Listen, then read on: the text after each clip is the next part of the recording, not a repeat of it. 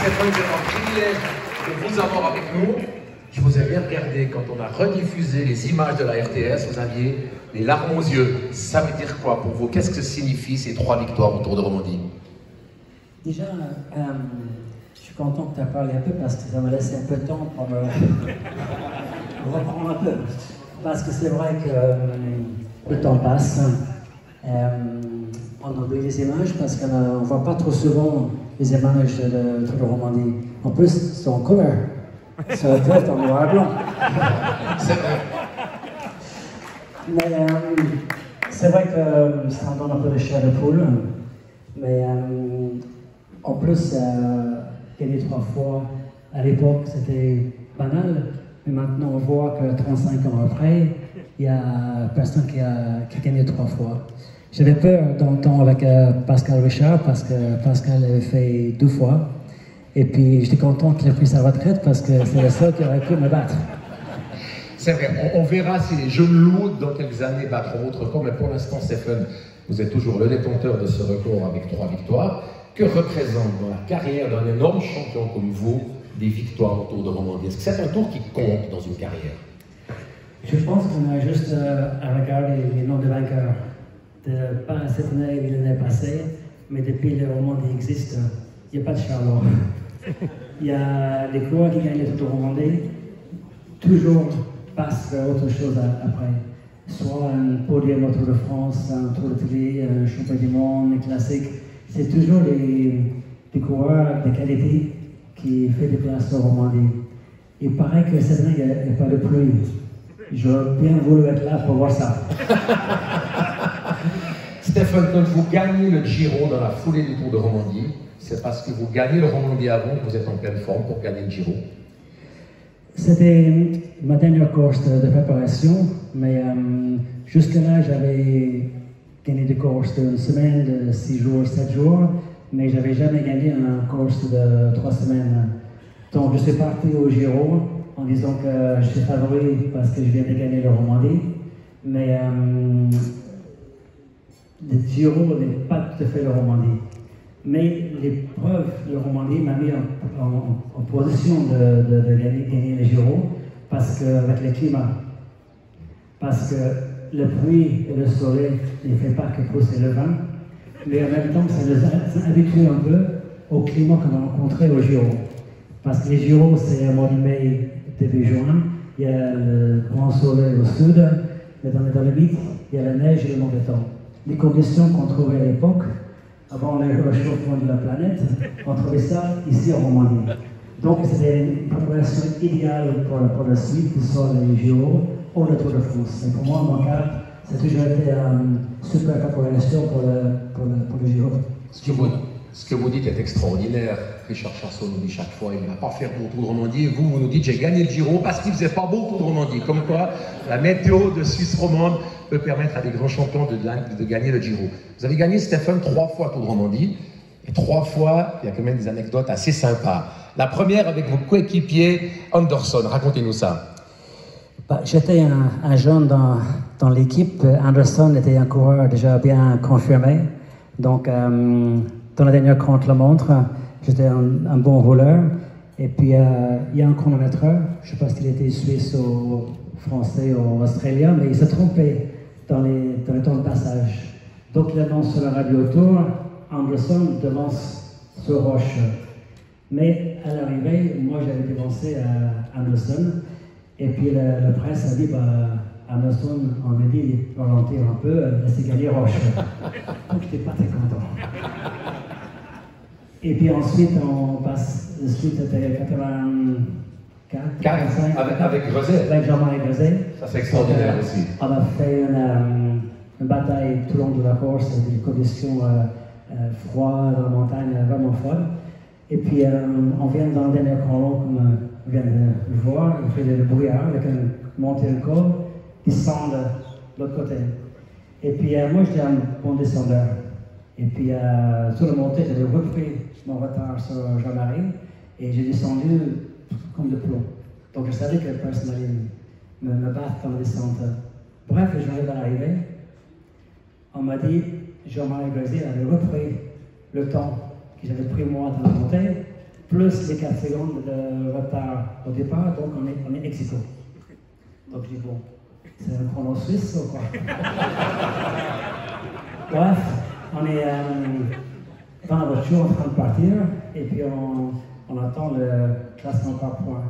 Donc d'un coup, mon tête sportif, il tire le frein à main, il dit bah oh, si le petit gagne le point, il a plus de place d'honneur que Jean-Marie. Donc logiquement, en temps ex aequo, Stéphane doit être le leader. Donc c'est vrai que j'étais un peu gêné parce que j'avais que 23-24 ans. J'étais en Suisse quand même. Il y a un coureur suisse sur le podium en train de mettre le maillot leader chez lui. Je me dis comment je vais faire. Donc, en fait, je monte sur le podium, on enlève le maillot Jean-Marie, on remet le maillot sur mon dos.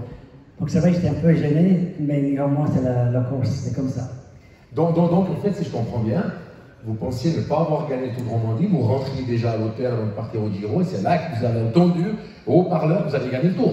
Voilà, on était juste en train de partir en voiture, c'était une très bonne nouvelle. Et puis la dernière anecdote, là aussi c'était contre Jean-Claude Leclerc, qui est bien connu en Suisse, mais qui est un coureur français. Là aussi c'était une lutte épique pour la victoire finale. Après mon épisode avec le chrono suisse Jean-Marie et en même temps le chronomètre avec Philippe Anderson, je me dis ici, je ne vais pas avoir un troisième coup parce que, comme on dit, j'avais 203. Donc j'étais en bonne condition parce que j'avais fait déjà des bonnes places à Liège-Bastogne-Liège, Paris-Nice, j'avais fait des bonnes places. Et puis j'étais en bonne forme parce que je partais au Giro après. Et je crois que j'ai gagné une étape d'abord. Et ensuite, on arrive à l'avant-dernière étape, c'est l'étape de créer dans le sommet. Mais on commençait au haut de la montagne. Et je me souviens toujours, comme c'était hier, j'étais sur la ligne de départ. Il y a quelqu'un qui crie fort d'une fenêtre. « Hey Roche, et là on vient de gagner l'Eurovision. » Alors j'ai dit Eurovision. Ok. Ah, bref. C'était pas en plus, Johnny Logan avait gagné l'Eurovision de la chanson. Bref, moi dans ma tête, je me dis en chrono cet après-midi, je ne peux pas prendre le risque de. Comme il y avait Nicky Ruotonen, un coureur suisse, Jean-Claude Leclerc, tous sur le dos, je me dis si je joue fine, je peux peut-être le perdre. Donc tout le monde va penser que Roche il va bien attendre le chrono, mais ils ne vont pas penser que peut-être le matin, si je vais faire quelque chose. Donc je combinais avec mon équipe que dans la dernière descente, avant la dernière montée, j'allais faire semblant qu'eux m'amènent au pied de côte. Et en fait, il y avait d'autres virages avant la fin, j'allais passer devant. Comme ça, personne ne peut prendre la roue. J'attaque la côte avec 50 mètres d'avance. Je joue avec eux un petit peu. Et quand ils reviennent, je repars. En fait, c'est ce qu'on a vu à les images. Je suis parti seul en disant que ici, je ne prends pas de risque. Donc là, Stéphane, il n'y avait pas d'oreillettes. C'était votre décision, l'impulsion. Vous pensez que les oreillettes, ça a quand même changé les coureurs à l'instinct comme vous étiez quand ils nous racontaient cette étape dans le Valais. Est-ce que c'est encore possible maintenant? Je pense qu'avec les générations qu'on a maintenant, je pense que ça va arriver encore. Parce qu'on voit bien Pogačar et Evenepoel, c'est des coureurs qui jouent un peu à l'instinct, qui sont plein de classes incroyables, ils ont 22 ans et ils partent un peu à l'inconnu. Et je pense que c'est ce qu'on a besoin de cyclisme aujourd'hui, c'est que les coureurs partent un peu à l'instinct, ils n'attendent pas la dernière corde pour attaquer. Et je pense que vu qu'il y en a 4 ou 5 coureurs maintenant au même niveau, s'ils veulent gagner, il va falloir qu'ils partent de loin, qu'ils jouent tactiquement et pas qu'avec l'oreillette. Je pense que oui, l'oreillette a changé beaucoup de choses. Ça a changé un peu la personnalité du coureur parce qu'à notre génération, on n'a pas besoin de téléphoner à la voiture. Qu'est-ce que je fais? Ou téléphoner au sponsor. Ça prend le temps, tout ça. Mais c'est vrai que ça change beaucoup de choses. Mais néanmoins, le vélo, le cyclisme reste quand même le plus beau sport qui existe. Et même s'il y a quelques petites discussions par rapport à l'oreillette, elle fait ci, elle fait ça, c'est vrai que dans l'ensemble, je crois qu'on vit des super moments. Juste une dernière anecdote. Si on a encore le temps. Mais on a tout le temps, Stéphane, avec un champion comme nous, on a du temps. On prend le temps. Moi, j'avais à Liège-Bastogne-Liège en 87. La veille de Liège-Bastogne-Liège, mon maître sportif vient me voir et me dit Steph, tu sais, t'es trop gentil. C'est vrai. Paris-Nice, 2e. Côté international, 2e. Deuxième. Stéphane, écoute, il faut prendre des risques de perdre pour gagner. Je vois, c'est pour ça. Prendre des risques de perdre pour gagner. Donc, on arrive à l'IS Bastogne-Liège avec Claude Criquillon, quelqu'un qui était un Belge très très bon. On arrive dans la finale, l'arrivée c'était boulevard de souvenirs. Quel souvenir! On arrivait, dans ma tête, j'avais les paroles de mon tête sportif, prendre des risques de perdre pour gagner. Donc on a commencé à jouer le Charles Souris. Avec Criquillon. Donc en ne pensant pas qu'il y a encore derrière. Parce qu'on avait à 10 km de l'arrivée, on avait 2 minutes avant ça. Donc je jouais, mais je ne pensais pas à l'autre. Bref, on arrive au boulevard de souvenirs, on faisait aller le retour pour l'arrivée. Et quelqu'un qui regarde la télévision dit, mais Stéphane, regarde en face, la course n'est pas finie. Tu joues, mais la course n'est pas terminée. Bref, je ne pensais pas du tout le reste de la course. Et je commence ma sprint à 300 mètres. Argentine qui vient derrière. Et Argentine gagne. Moi je suis deuxième. Là, j'aurais voulu qu'il y avait des oreillettes. Parce que, on va plus me dire, certes, attention, le coureur vient derrière. Enfin bref, j'ai encore le chair de poule en parlant. Parce que l'IS Bastogne-Liège, je vais souvent dans les top plateaux au top 3, mais je n'avais jamais gagné. Et ces jours-là, j'aurais dû gagner, j'avais les jambes pour gagner. Mais j'ai pris le risque de perdre pour gagner, et j'ai perdu. Extraordinaire,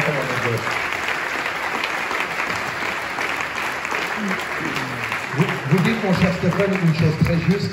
Mon directeur sportif me disait, je suis trop gentil. C'est vrai qu'on vous voit, vous avez toujours eu l'air, vous êtes toujours très sympathique. Je discute encore hier soir avec Daniel Atienza, qui est notre consultant, qui disait, moi j'ai commencé le cyclisme parce que je voyais Stéphane Roche. Mais on ne gagne pas 58 victoires professionnelles en étant trop gentil. Donc c'est quoi la recette, Stéphane, pour gagner à votre époque des courses et avoir un si brillant palmarès? Disons, il y a quelques-uns qui voulaient faire un livre sur moi. Il m'a dit, mais comment on peut nommer le livre? Il m'a dit, mais on peut nommer l'ange et le démon. Parce qu'à côté, t'es un ange, et derrière, par contre... pas de pitié. Pas de pitié. Mais après, on a modifié pour dire Born to Ride. Net pour faire de ça. Mais c'est vrai que lorsqu'on est coureur, on est comme chef d'entreprise et on doit faire fonctionner l'entreprise. Donc, on doit tout faire pour avancer, les entraînements, tout ce qui est dédication, enfin, dédié à notre truc. Et puis, là-dessous, il ne faut pas... Moi, je dis toujours que deuxième n'est pas l'option. L'option, c'est premier. L'option, c'est premier. Et puis, quelques années plus tard, Nicolas, un jour, on va à l'aéroport. Mon fils Nicolas, qui était coureur. Et puis, il va rencontrer quelqu'un à l'aéroport, il se fait la bise, il se félicite, etc. Et je dis, c'est qui ça? Il me donne le nom. Et papa, tu ne connais pas? 3 fois 10 dans les classiques. Je dis, et alors? S'il avait gagné, tu aurais fait quoi? Mais le problème, c'est que maintenant, les coureurs, ils sont un petit peu plus contents de la place. Au moins, quand j'ai fait le 3e, je n'étais pas fier. Je rentre chez moi et je vais commencer à mettre les choses en route pour essayer de gagner la prochaine fois. Et puis, je pense qu'on se contente parfois de peu, mais parfois je peux me dire, oui, peut-être j'aurais dû prendre le temps de m'amuser un petit peu après la victoire. Et après, je peux me dire, oui, mais si j'avais pris le temps de m'amuser après la victoire, la prochaine victoire n'aurait peut-être pas venu. Donc, je pense qu'il faut s'amuser, il faut profiter, il faut bien savourer les victoires, mais il ne faut pas oublier qu'on est chef d'entreprise à temps complet. On ne peut pas être cycliste professionnel gagnant à mi-temps. C'est jour et nuit, la victoire ne commence pas le jour même de la course. La victoire se construit des semaines, des mois avant, quand je dis, tiens, c'est là que je veux gagner, ça, non, c'est là, oui. Et je vais commencer à faire des reconnaissances, je vais commencer à regarder le parcours sur Internet. À l'époque, il n'y avait pas Internet, mais je regardais pendant l'enseignement sur le parcours. Et c'est là que ça commence vraiment à construire la victoire. C'est pas juste au dernier moment, tiens, je vais gagner cela. Tu commences vraiment avant. Et c'est pour ça que souvent on parle de Lance Armstrong et Jan Ullrich, par exemple. Je commentais un Tour de France avec Armstrong et Ullrich, et j'avais dit que de toute façon, Ullrich tombe dans le dernier virage. Ah mais Stéphane, porte-lui par la poisse, c'est pas possible. Je dis, il va tomber dans le dernier virage, parce qu'il ne va pas faire la reconnaissance. Il a envoyé la voiture parce qu'il a plu. Il y avait une plaque d'aiguë en métal au dernier virage, et j'avais dit que si Ullrich il est en retard sur Armstrong, il prend les virages à fond, il glisse sur la plaque. S'il est en avance, il va faire zoup pour maintenir l'avance, mais tous les cas de figure, il va tomber. Et il a tombé. Et la différence, c'est qu'Armstrong avait la classe et tout ce qu'il faut, tout ce qu'il fallait, dans tous les sens du monde, mais bref, c'était un sacré champion. Lui, il avait fait le parcours 2, 3, 4, 5, 6 fois. Ullrich ne l'avait pas fait du tout. Donc je pense que la leçon, en fait, c'est de... On n'est jamais, en fait, au repos. On va toujours rester, regarder loin. Je dis toujours, le ciel, the sky has no limit. Le ciel n'a pas de limite. Si on vise le ciel, on ne va jamais aller plus haut. Donc il faudrait qu'il n'y ait pas de limite, et puis rester d'aller le plus haut possible. Merci beaucoup Stéphane. J'ai encore une question avant les applaudissements nourris de toute cette salle. Si vous deviez brièvement nous dire pourquoi le cyclisme, c'est le plus beau sport du monde selon vous. Qu'est-ce qui fait de ce sport quelque chose d'unique, de magnifique? Je pense qu'il y a 500 personnes ici qui savent pourquoi, sinon ils ne seront pas là. Je pense que le vélo, c'est pas juste l'étape gourmande, c'est aussi le plaisir qu'on peut avoir sur un vélo. C'est accessible à tout le monde. C'est pas accessible, peu importe la classe sociale, peu importe la couleur, ni le travail qu'on fait. C'est prendre un vélo, on met le cuissard et on a fait le vélo. Et je pense que c'est ça qui fait vraiment le charme du vélo. Et aussi parce que quand on monte sur le vélo, si on ne pousse pas les pédales, ça n'avance pas. Et en fait, même moi, après tout ce temps de faire des vélos, quand je rentre après avoir fait un tour en vélo, il faut que j'ai mal.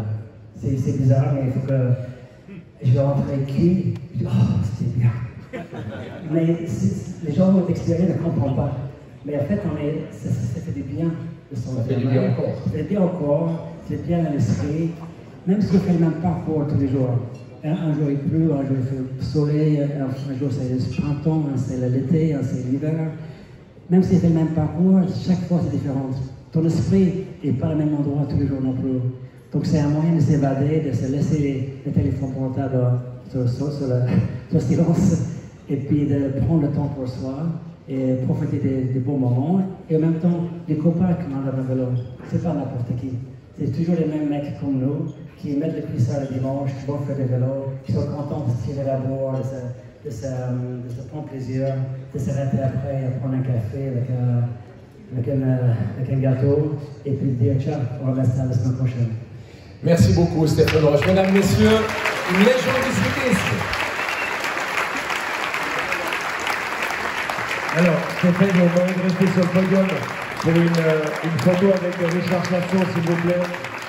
Et puis je crois que M. Polony va remettre une chose. M. Gérard Polony. On va la faire du bruit. Faites du bruit, s'il vous plaît. Faites du bruit.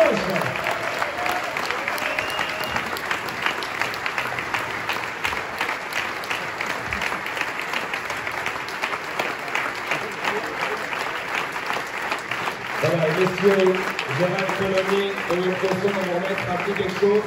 Quelle histoire? Alors en 2 mots, c'est vrai que, vous le savez, un tour de Romandie homme, dont Stéphane en a gagné 3, il y a eu le premier tour de Romandie femme. Et Gérald nous a toujours fait des cadeaux un peu spéciaux pour les femmes. L'année passée, c'était pour chaque fille qui gagnait une étape, elle recevait un bout du Cervin authentifié.